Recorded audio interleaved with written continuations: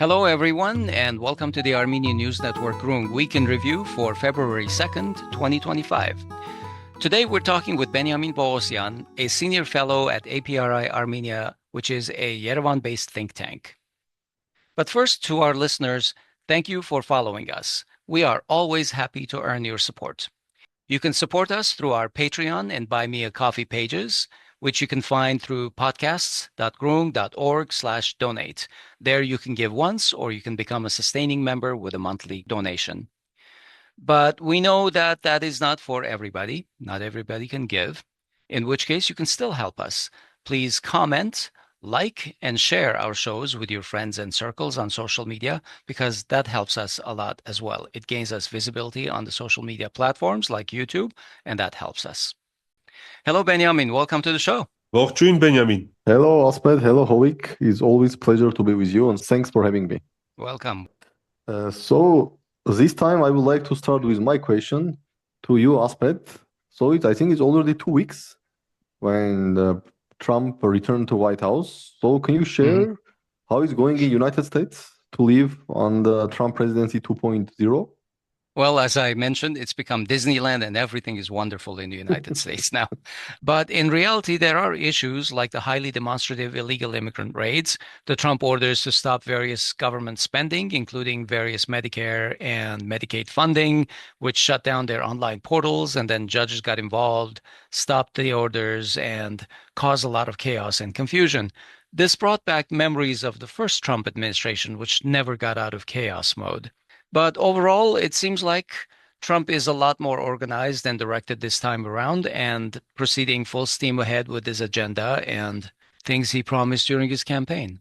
So let's cut to the chase, Asbed. I think that what's the elephant in the room is the largest, I guess, news items over the last few days, which is, I couldn't believe it. To be honest, like if someone asked me the likelihood of this happening so quickly, I would say it's unlikely. But essentially, Trump appears to have shut down USAID and National Endowment for Democracy. And pretty much all foreign aid, except for Israel. To the point of their social media accounts not being reachable, like you can't reach the USAID website. Yeah, USAID.gov. Yeah. And regardless of whether you are a conservative or a liberal, I think that for us, for people who are tracking, but let me just say, for me personally, NED represents like one of the tools of the U.S. Deep state, and essentially the regime change operations that have been going on ever since almost the end of World War II are now implemented through NED and USAID, which are essentially, which were previously being done by CIA. So that's the bad part, but also I guess there are some good things that USAID and NED may have been doing. I don't know. It's interesting. So, Benjamin, let me ask you, how is this affecting Armenia already? We know that, for instance, in the Ukraine, most of the media seems to have been funded by US government. So they are now like panicking and looking for funding sources. How is the situation in Armenia? Okay, definitely what's happening in the United States related to USAID and also to National Endowment for Democracy is impacting and will impact Armenia. And I see impact in two ways. First, organizational, impact on civil society organizations or NGOs, non-governmental organizations, because many NGOs were doing projects funded by USAID as a subcontractors, or they were planning to do some projects with USAID in 2025. I don't know the exact numbers, like to say about percentages for overall NGO funding, what part was coming from USAID, but definitely this was significant part. And we are speaking about tens of millions of dollars of money, especially after Velvet Revolution. There was a significant increase of USAID funding for Armenia. But also this impact individuals because USAID was funding many projects when individuals was working, like experts on water management, energy efficiency, energy security, and with many other specializations. And we already have a situation in Armenia when you in LinkedIn may see posts by a person who was telling that, okay, I am specialist in X, and in last few years I was working for USAID funding projects, but starting from January 2025, I was told that project is frozen for 90 days, and there is absolutely no clarity what may happen after these 90 days. So I decided to start to look for a new job. So this is my credentials, like this is my CV. I worked in these projects, and I'm now looking for a new job. So as I said, we have two way of impact: organizational impact on NGOs, and also impact on personal level impact. And I think this will continue because, as far as I see, the mess will continue. Just a few hours ago, there was a statement that probably Trump would like to merge USAID with State Department. And also Marco Rubio made a statement that USAID thought that it was independent from the United States, but this is stupidity because USAID is spending taxpayers' dollars, so they should be accountable towards the state. And at the end of the day, state should decide, and what USAID is doing, it should be in line with US core national interests and not in line with like global interest or globalist interest. So let's see. My understanding is that the mess will continue. Definitely there will be significant changes, financial, funding, structural, and this will have impact on Armenia, especially on Armenia CSO sector, civil society organization. Okay. Hovik, Yeah, well, when I saw USA.gov was not reachable, I had a moment where I thought about the 404 page not found that you get usually, and I thought this is a 404 website got doged situation. Yeah, I mean, 404 at least means the web server is running and is able to respond. They just turned off the domain. It's like, anyway. So let's continue. We have a lot of other stuff to talk about, but we'll definitely come back to USAID. My heart goes out to, it doesn't, but my heart goes out to all the legitimate experts. But for those who were implementing a foreign agenda at the detriment of Armenia's national security, pick a better job, guys, next time. Anyway, let's talk about a new MPG poll that was released recently. And it indicates that, I mean, the main gist of this is that Pashinyan and civil contracts ratings are tanking even further, as if that's possible. The poll covered a number of topics that we won't go into all of them, but the main one essentially is around that, Pashinyan's and civil contracts popularity. Let's begin with the headliner question: is the country going in the right direction? So in total, 24.2% gave a favorable response to that, with 9.5% saying good direction and 14.7% saying more or less good direction. Meanwhile, 58.5% said the country is going in an unfavorable direction or a bad direction. And in that number, 58.5 and 38.8% in total said is essentially absolutely the wrong direction. Meanwhile, like 19.7 said more or less, in the wrong direction. And to be complete, like 17% said, I have a difficulty in responding. So that's that. And then one of the other questions that I would like to tell you about is the last question in the poll that said, if there is a parliamentary election next Sunday, which party or alliance would you vote for? And the main thing out of that is only 11.3% said that they would vote for a civil contract. Let me tell you about another question. This one said, what are the most important issues facing Armenia today? The top three responses by a wide margin were related to security and border.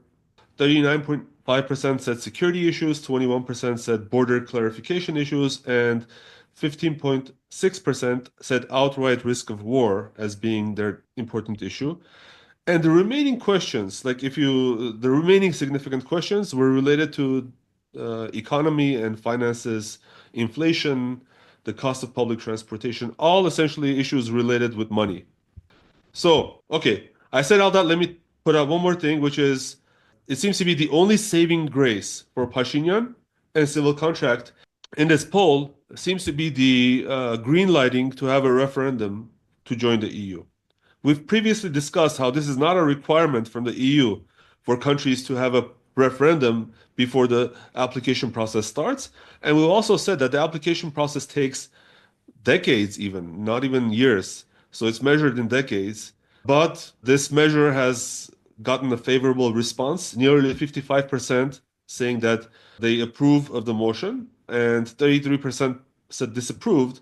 But when you count in like the, somewhat no, somewhat yes, and in total, it seems to be like a polarized issue still. So it's not a overwhelming, I would say, majority saying, yes, absolutely, this is the right direction. But there seems to be a trend. And I mean, if you combine somewhat yes and yes, definitely yes answers, it's still more than 50%. So that's significant. So, Benjamin, having said all that, let me begin with asking this. Will Pashinyan's and civil contracts plummeting ratings have any effect on their policies and ability to govern the country before 2026, which is the next scheduled elections, or even afterwards?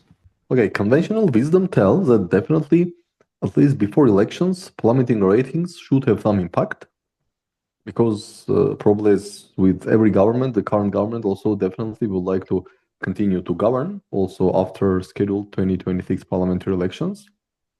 And probably some decisions which we saw, for example, to postpone the introduction of this profit declaration or income declaration system from May 1st deadline to November 1st, 2025, and also decision, for example, to reduce the cost of transportation, at least to make a single ticket fare 150 and not 300 or whatever was there.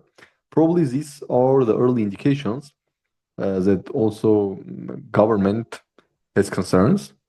And government understands that mostly people are not happy, because of failures in foreign policy and security policy, while still every day people are living in some sort of threat of new war by Azerbaijan, despite they were told that probably after accepting the loss of Nagorno-Karabakh, we will have peace with Azerbaijan, peace agreement with Azerbaijan and normalization with Turkey. Nothing happened. And again, every day, even the government, the Minister of Foreign Affairs, Secretary of Security Council are speaking about concerns that Azerbaijan is buying a lot of weapons, military drills, etc. So this is one type of issue, but here I'm not sure how government can find any solution because essentially they agreed almost to everything which it was possible and impossible to agree. I mean, both on Azerbaijani demand and trying to somehow court Turkey. But the second big area where people starting to complain, this is economic situation. Because yes, Armenia had significant GDP growth in 2022, 2023, but we see that in 2024, GDP growth will be even less than 6%. Government anticipates the GDP growth of around 5% in 2025. It means that the effect of the Russia-Ukraine war, Russian relocations, and billions of dollars flooding from Russia to Armenia, and billions of additional Armenia-Russia trade on re-export, their impact, which in any case was not widespread because many people in Armenia did not get any profit from this, but they were suffering the results. And the results are the crazy inflation in Armenia, when also due to the decrease of dollar and euro value. Now, sometimes we are going to Vienna and we compare the prices. Prices are the same. We are going to Warsaw, and almost for everything, prices are 25% cheaper than in Yerevan. So people are not happy also with economic situation. And again, all these new steps by government, including to increase the taxing of sole entrepreneurs and etc. So what I'm trying to say is that, okay, if on foreign policy, you cannot change too much things because again, you already agreed to almost everything which you could or even could not to get some sort of normalization with Azerbaijan and Turkey, then probably they will try to somehow save the situation in the economy. And I don't exclude that this whole idea to somehow write off some bank debts, so-called, not so-called like complicated loans or etc., which is government is going to do. These are the signs that government understands that, okay, something should be done. And again, I believe that more emphasis will be done on domestic policy. Probably we will see more money going for kindergarten and school renovation, construction, renovation of roads, renovation of water supply systems, not only in Yerevan, but in regions, because let's not forget that still regions are more or less more favorable towards civil contract. So I think some sort of money in the next 1 year until elections will be additional money will be poured into the regions. And also when we are speaking about elections and like only 11% is ready to vote for civil contract, but we should understand that most probably less than 50% will go to the election polls because society also is in political apathy. And let's not forget that, for example, in Yerevan mayoral elections or Council of Elders election, which took place just a few days before ethnic cleansing of Armenians in Nagorno-Karabakh, I think less than 30% probably took part in those elections. So in this case, I think government believes that it has some core electorate. I'm not sure about the exact number. Maybe, I don't know, there are 200,000, 300,000, but they are the core electorate of civil contract party, and most probably significant majority of this core electorate will take part in the elections, which means that if overall civil contract will receive, I don't know, some 11 or 15%, but this will be the case if 100% of voters will go to polling stations. But if only like 30% voters going to polling stations, while among potential voters for civil contract, 70 or 75% will go to polling stations, it automatically means that you should automatically double, if not triple, at least double the number. So probably if real elections will take place like in end of February 2025, I believe that civil contract real number will be around 30%. Benjamin, is this going to be a case of which party or which side actually excites their voting base more?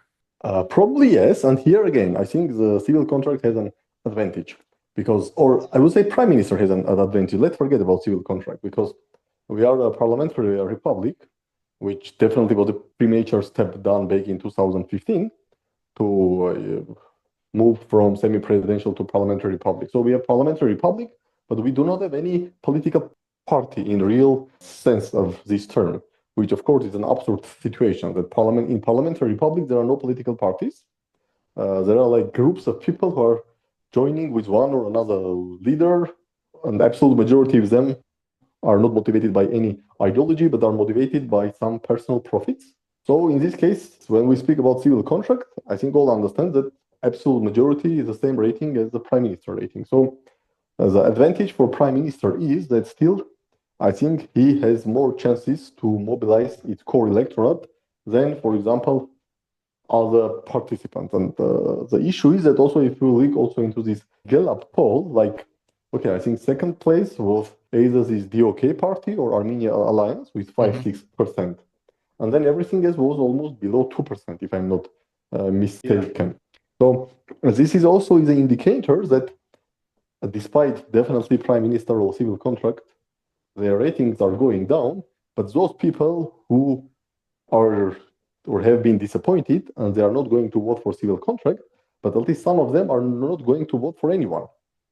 Which means that, of course, this is a bad news for civil contract, but not the worst news, because the worst news would be if, for example, every year, like 200,000 people will say, okay, next time I'm not going to vote for civil contract, I'm going to vote for anyone else.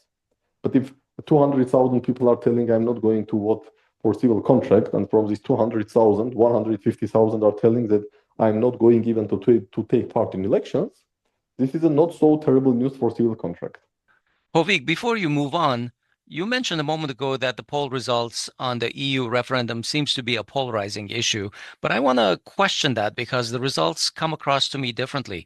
It seems like there are some, we must join type people, 23%, and then the no, we must not join type people, 19%, but then a much larger chunk of people in the middle who are in the, yeah, whatever, and the no, not really camps.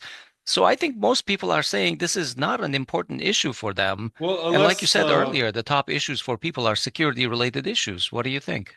Well, unless people see their security being solved by joining the EU. I mean, I get what you're saying, and I think that this is, like I said, this is, I think, an issue for internal consumption.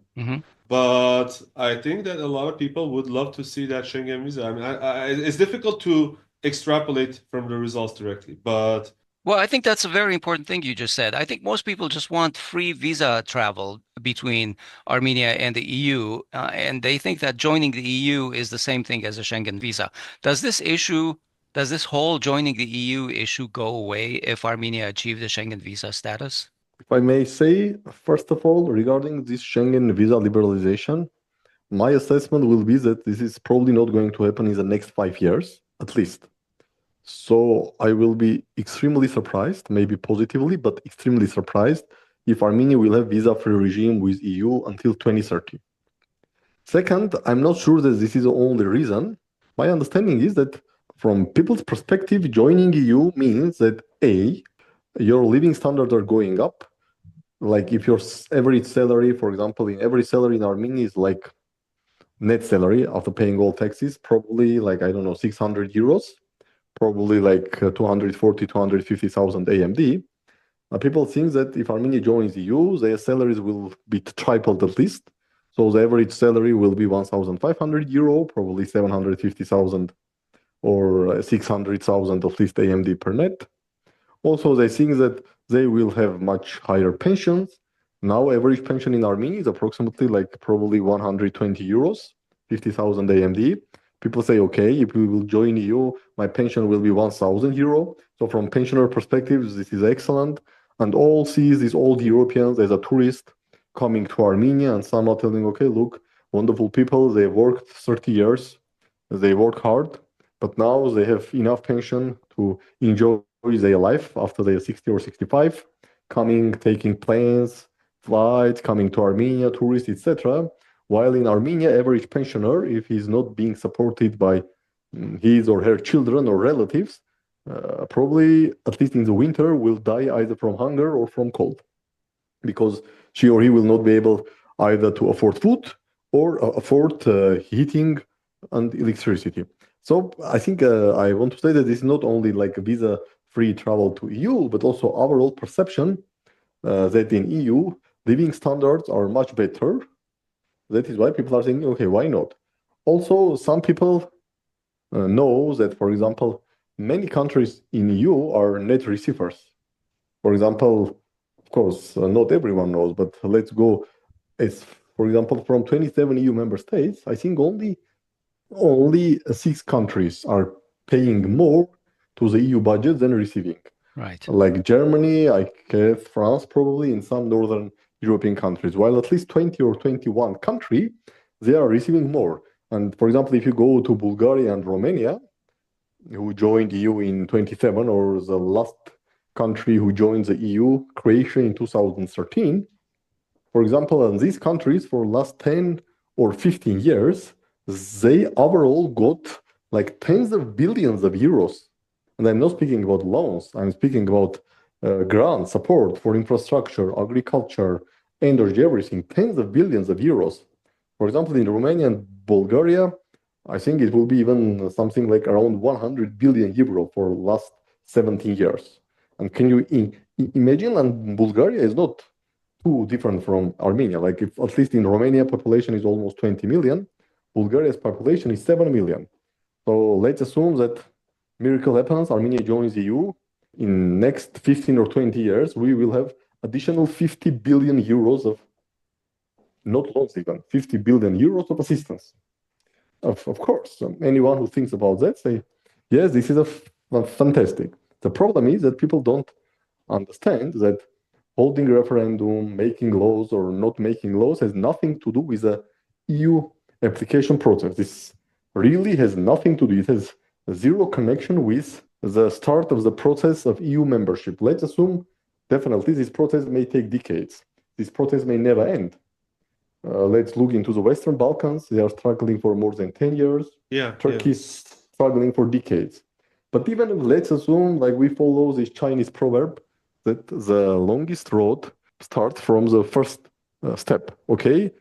But what Armenian government is doing, I mean, confirming or approving the draft law, and then most probably National Assembly will adopt the law probably this month or maybe in March 2025, and then holding a referendum. This is even not the first step of this very long journey of 35 years. The problem is here that many people think that, okay, let's do the first step, and maybe if not we, but our children or grandchildren somewhere in 2055, we'll see Armenian as a EU member country. Regardless how much realistic is this, given the changes in global order, multipolar world, multi-alignment, Russia, US, and all the mess, But even forgetting and putting aside all this, the problem is that some are trying to represent that this is a first step on this very long journey, but in reality, this is not the first step of this very long journey. And here is this problem and the manipulation for me. Because yes, we can discuss, should Armenia start this very long journey, even knowing that maybe this journey will never end. But we can discuss, should we start or not? But when you are not taking the first step of this big journey, but you are doing something, another step, taking another step, and trying to represent this as a first step of this very long journey, this is a sort of manipulation, I believe. So Benjamin, I think that we had more questions, but I think I really liked what you said in the end, which is that this is essentially seems to be a miracle scenario, and we should probably maybe invite some psychologists or psychiatrists to discuss why the Armenian government is pursuing miracle scenarios while overlooking realistic scenarios at home. But let's move on, and All right. we spent already too much on this topic. At the risk of spending half of our show on the miracle scenarios, let's come back to the Caucasus, where it's a little bit more like real life. Benjamin, on December 25, an Azerbaijani airplane flying from Baku to Grozny was diverted to Aktau in Kazakhstan and crashed there. On the 28th of December, 3 days later, President Putin apologized to Aliyev for the tragic incident, but stopped short of saying that the airplane was shot down by Russia. Well, that was not good enough for Aliyev, who for the past month has escalated his anti-Russian rhetoric, most recently accusing Russia of crimes against Azerbaijan through the ages, including the, quote, settling of Armenians in Nagorno-Karabakh, unquote, killing the Karabakh Khan, which happened in 1806, and so on. Historical stuff that is just being rehashed by the Azerbaijani president as if it's news today. Well, I hope he wasn't also blaming Putin for introducing Coca-Cola, which is sorry. I mean, which is claimed to be older than Azerbaijan, but we're talking about a time when precisely... Azerbaijan did not even exist, and he's saying people have been. Anyway, yeah, let's move on. A report by Baku TV accused the Russia House in Baku of hosting espionage activities, and this resulted in ambassadors of each country to be summoned to the foreign ministry, where the respective ministries complained about false allegations. All right, well, we think Aliyev is clearly negotiating. Perhaps he has calculated that this is a weak moment for Russia, or perhaps it's an important moment in a closing window, or whatever.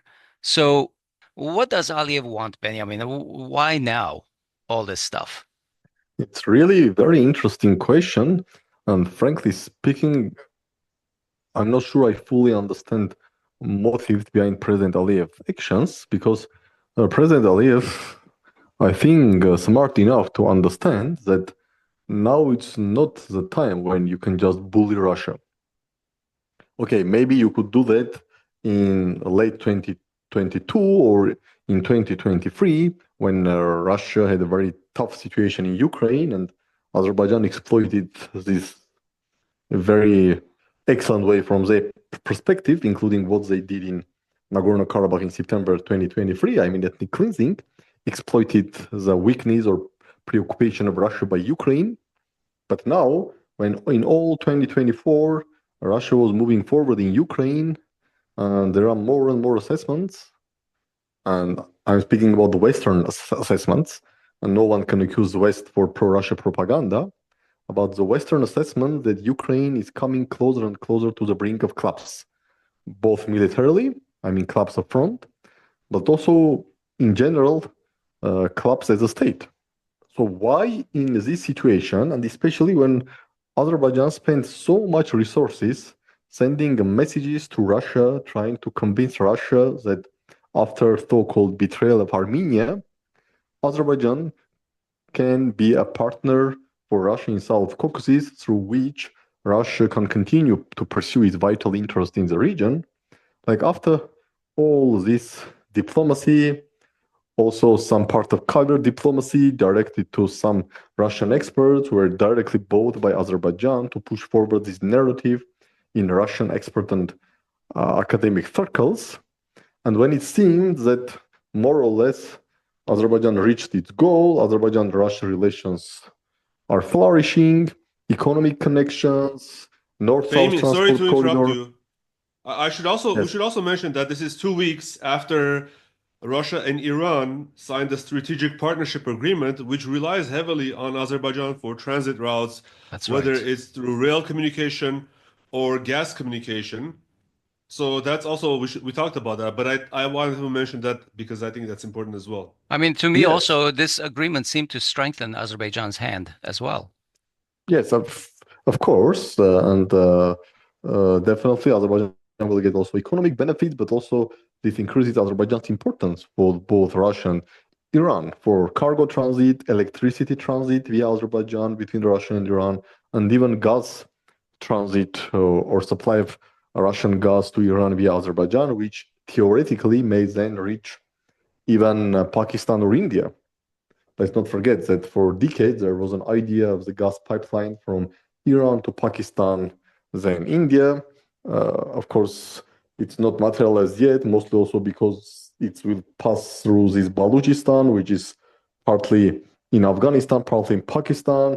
There is a complication situation there, but in any case, so in theory, even Azerbaijan may allow Russia to start supplying gas to Pakistan and Iran, if not now, at least in the next 5 or 10 years. So, given all this, then suddenly to start or to take this strange attitude toward Russia, like blaming directly, even for deliberately crashing the plane, like they not only shot down the plane, but they changed or forced the plane to fly to Aktau, hoping that it will not reach Aktau, and then there will be this tragedy over the skies over the Caspian Sea. All will killed, so no one will know what happened. So these are so far very, very serious accusations. So either President Aliyev really started to believe his own propaganda that now Azerbaijan is almost become a middle power, like Turkey, like Saudi Arabia, like Israel, and so he is in a position to speak with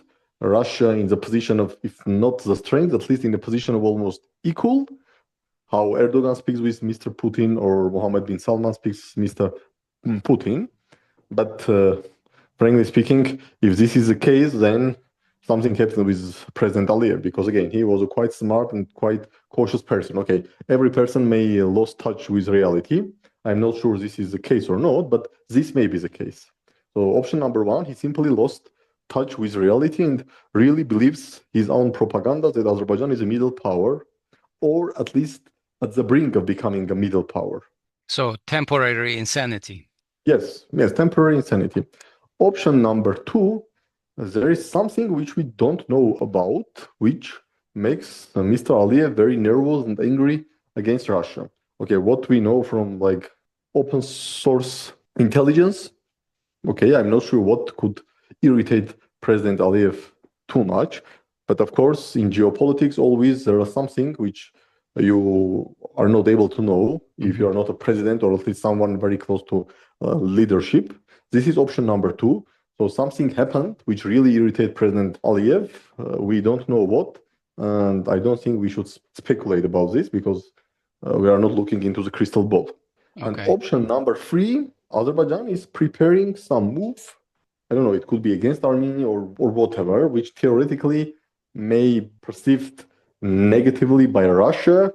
And like Aliyev is like criticizing Russia, hoping that then at the end somehow he will close this business, somehow putting it down or ordering to stop to speak about them, and then like using this as a leverage or create tension with Russia, then make some move, make Russia relatively happy, and then takes the step which can be perceived negatively by Russia.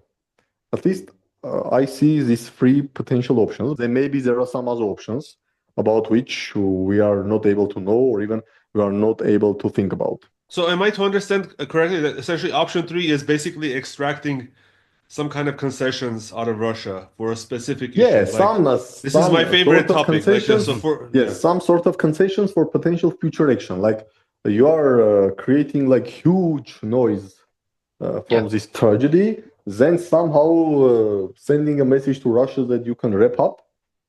if Russia will not react negatively for something which you are going to do. This is a third option, at least as I see it. So some form of negotiation, actually. Yes, some form of negotiation tactics. So would you characterize Russian-Azerbaijani relations as being on the rocks at all, or is it just transactional at this point?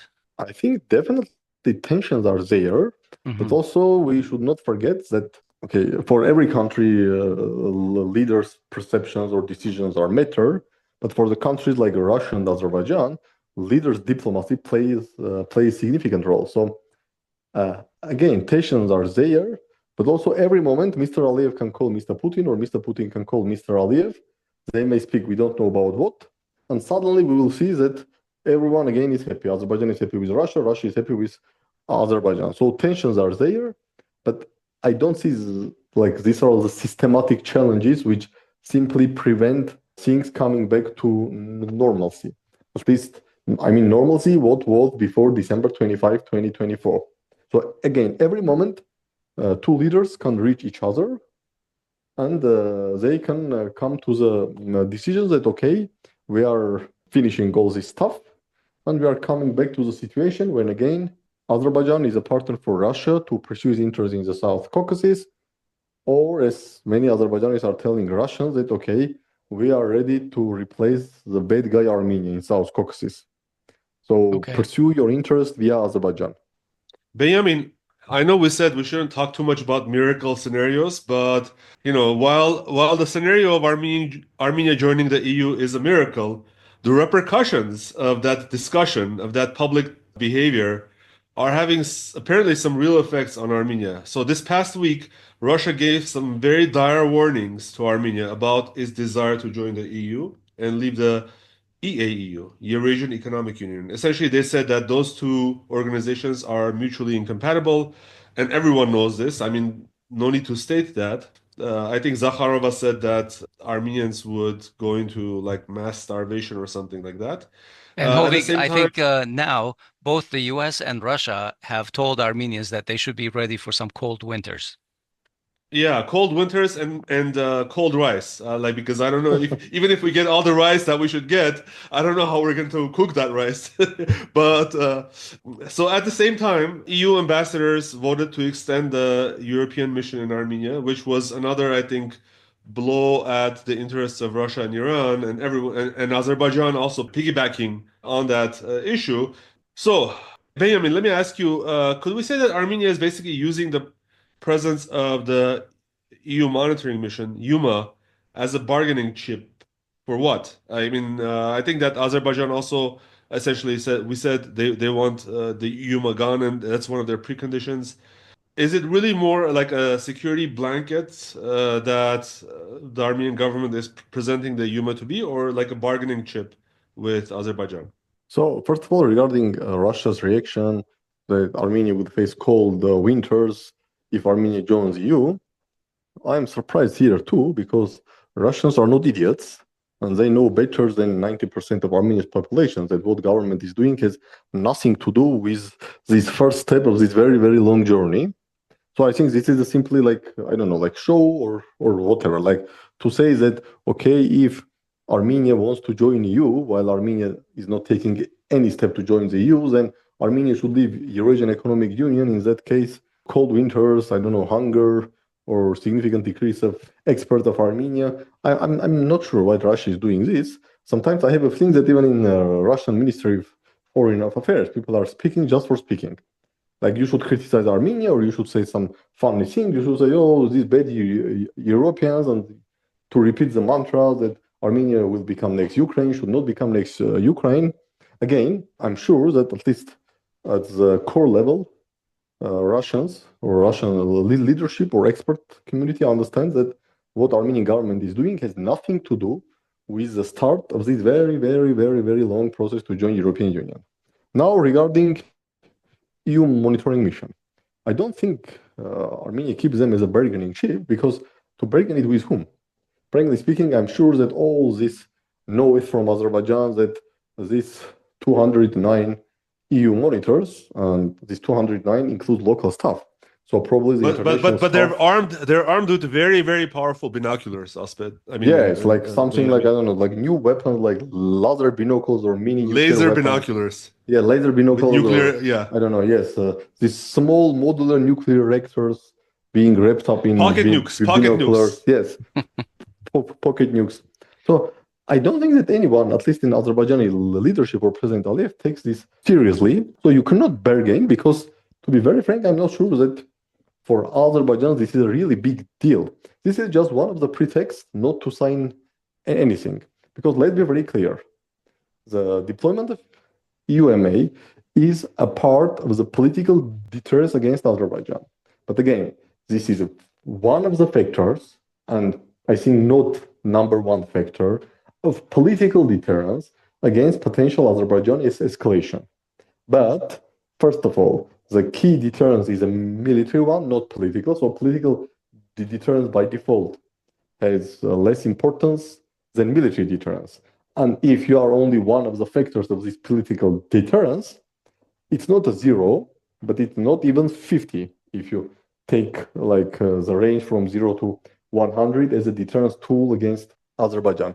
It does not mean that Armenia should say, okay, you should go because Azerbaijan won't sit, definitely. But also my point is that Azerbaijan in reality does not care about this EU monitors. This is one of the pretexts not to sign peace agreement. And we discussed why Azerbaijan will not sign peace agreement, because President Aliyev will receive no benefit, not for himself nor for his family rule, but this peace agreement may create complications for him.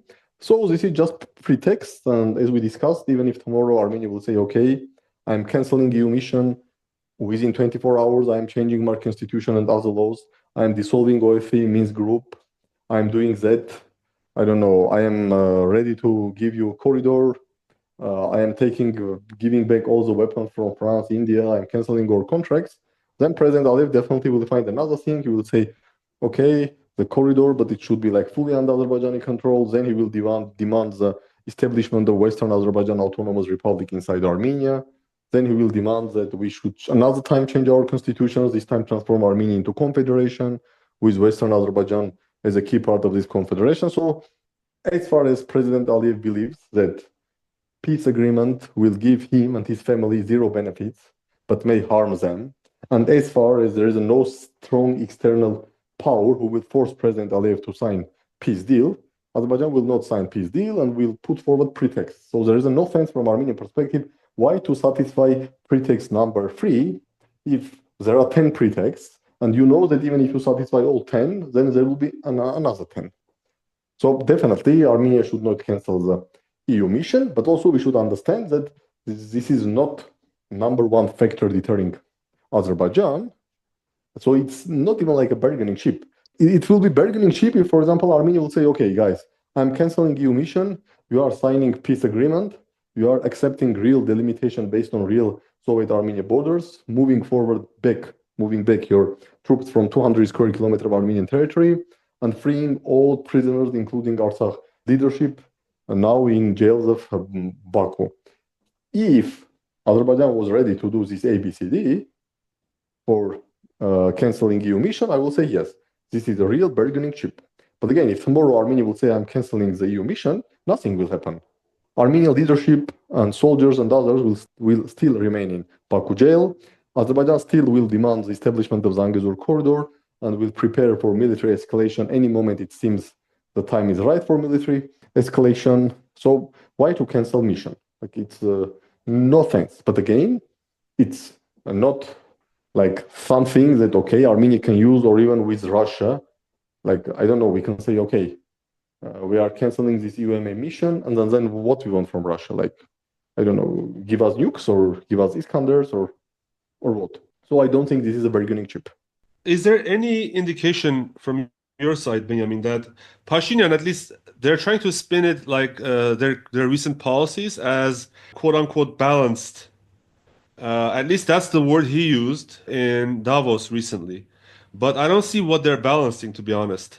So do you think that, earlier I think we were talking that Pashinyan may try to come back to Russia into 2025, or at least have a less antagonistic position towards Russia. But I don't know how that'll happen with this talk about EU referendum and so forth. What is your thought on where Armenia can change its policies to be less antagonistic towards Russia and Iran, given what we're seeing so far? As I mentioned many times in my interviews and articles, I said that I will call the Armenian foreign policy after September 2022, after Azerbaijan incursion around Yermouk and Armenia's decision to recognize Nagorno-Karabakh as a part of Azerbaijan and paves the way for the destruction of Nagorno-Karabakh Republic. So starting from September, October 2022, I would call Armenian foreign policy as a Western-focused diversification. We may discuss, and we discussed it, why this happened, but it was Western-focused diversification, and more or less it continued until late 2024. What may happen in 2025 when we have a Trump administration who presumably accepts that unipolar world is over, that we live in a multipolar world and every great power should pursue its own national interest and probably pursue its spheres of influence. And for the United States, definitely the sphere of influence, first of all, is in Northern America, Canada, and Mexico. And we see how Trump puts pressure on Canada, on Mexico. He put tariffs, and Mexican president says that tariffs are postponed because he will send troops. And Trump, on a daily basis, calls Canada to become a US 51st state or whatever. Then we see the attention towards Central America, South America. So in this new world, when definitely we live in multipolar world, and even the United States, at least in the next 4 years, will not try to keep its hegemon role and probably will not be too much involved in post-Soviet space, including South Caucasus, probably, and also based on their intention or desire to keep power after 2026, I think that conventional wisdom or basic logic or reason will tell our government that, okay, we should make adjustment in this Western-focused diversification. And what type of adjustments? Probably you should drop the Western-focused and say that, okay, like world is changing, we are in a multipolar and multi-alignment world, which means that we are in the world of temporary alignments, when different countries can have a temporary alignments or even alliances on concrete interests, but then within 1 or 2 years, the same countries can be in opposite camps. I think the reason tells that probably Armenia should drop this Western focus and pursue diversification, telling that, okay, I am not anti-Russian, I don't want to join this democracy fight against authoritarianism, especially if the number one fighter, United States, is himself telling that all these ideas of democracy, global rule of law, etc., will complete bullshit. So if the number one, the most powerful fighter of democracy against authoritarian regimes are telling that, okay, I may fight authoritarian regimes, but not because I'm a democracy, they are authoritarian, but because I want to control more territories in Africa for copper or lithium, then potentially no need for compact Armenia to jump into this strange world of ideological warfare and say that, okay, I'm diversifying, and we live more and more in the area of regionalism, which means that in many regions, regional powers will have more capacity to shape the regional geopolitics than great powers. Then, okay, I am diversifying, but no need to antagonize Russia. And how to not to antagonize Russia? I think there is a very simple rule. We should stop push forward this sometimes insane anti-Russian rhetoric, especially if sometimes this rhetoric is not backed by steps. So if there are less steps than more rhetoric, the first step which Armenia should do is to drop, or at least to decrease, this anti-Russian rhetoric. And this itself will create some positive environment in Armenian-Russia relations. And also, let's not forget that probably for the first time in the last 4 years, after a high-level meeting between Armenian and Russia officials, and I mean the January 21st Lavrov-Mirzion meeting in Moscow, for the first time there was an assessment from Moscow that meeting was not only frank and honest, but meeting was quite positive.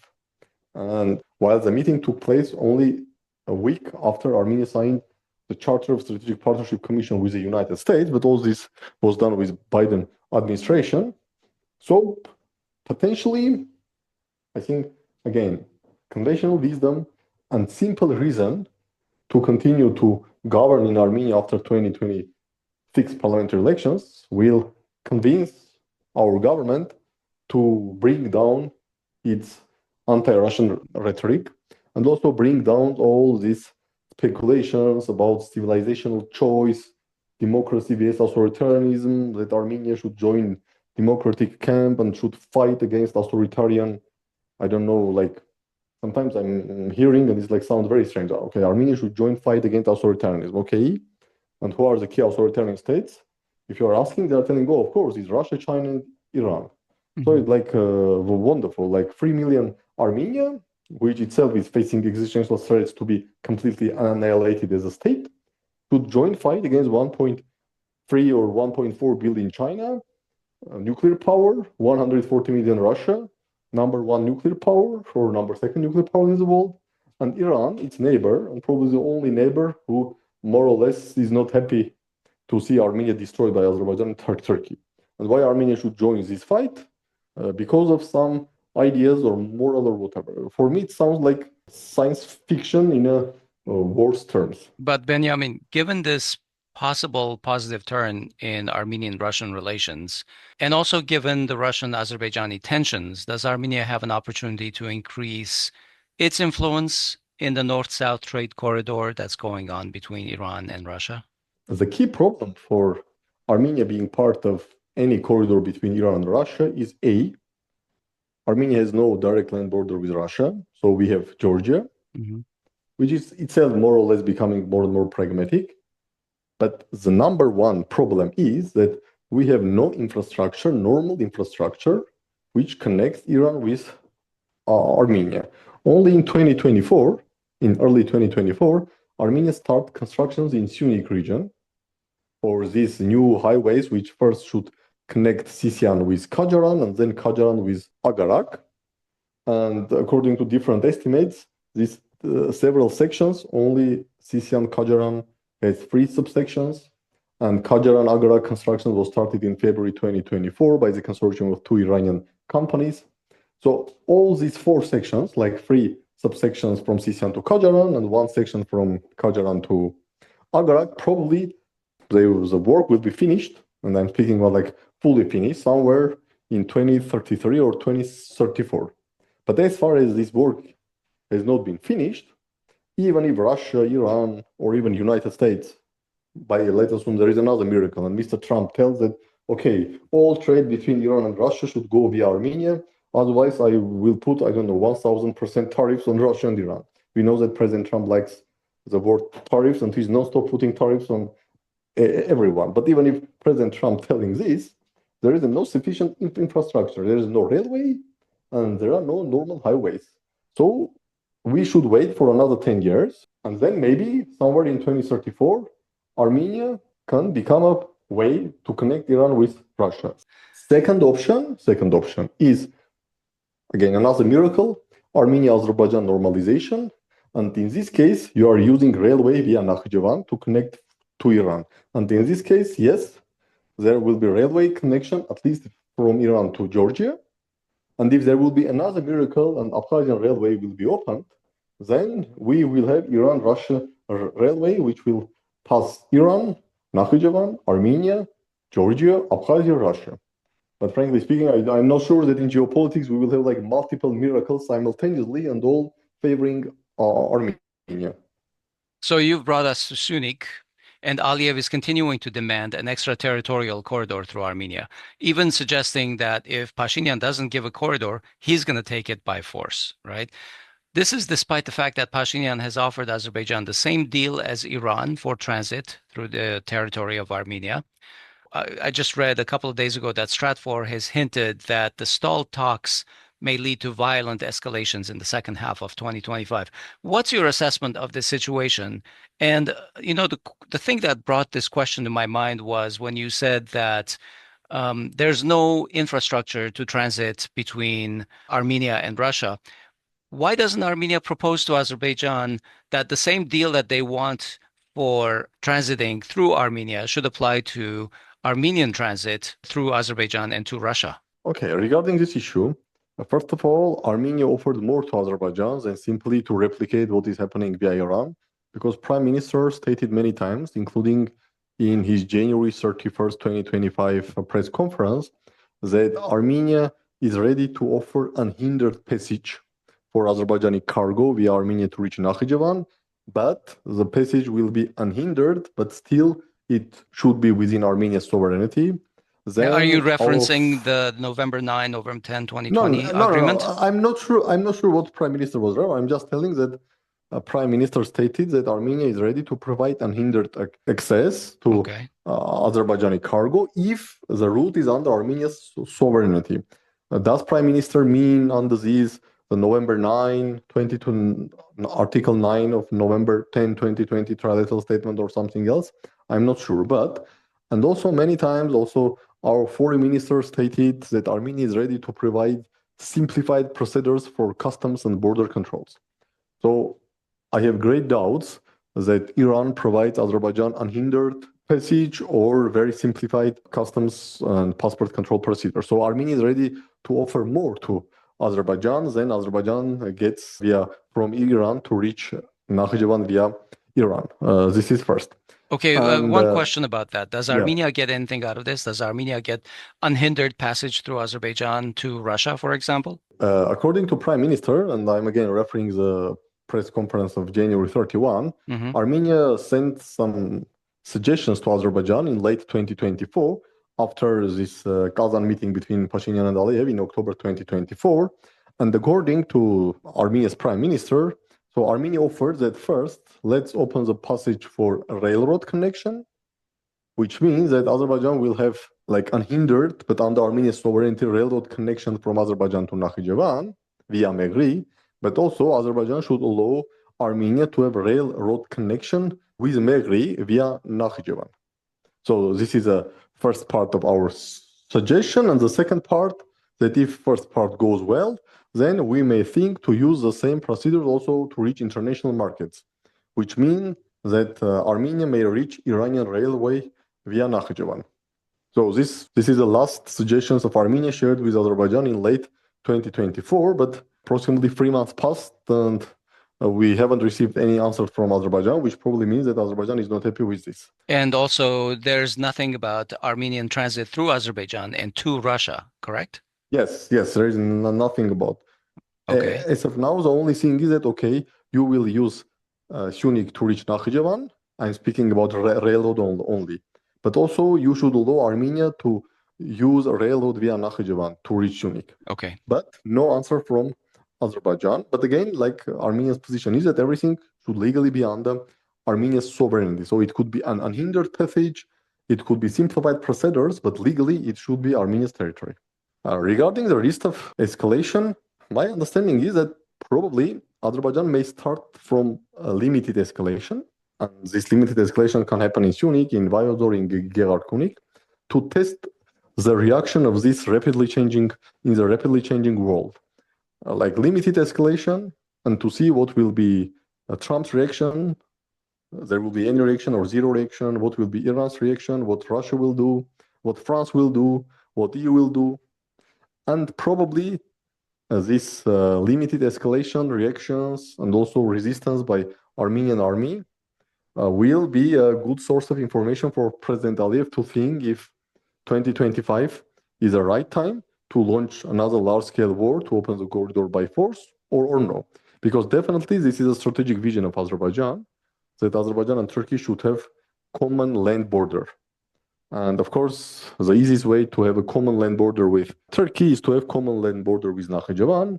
And the easiest way is via Syunik or Vayozor, when the distance is from like 27, 30 kilometers up to 44 kilometers.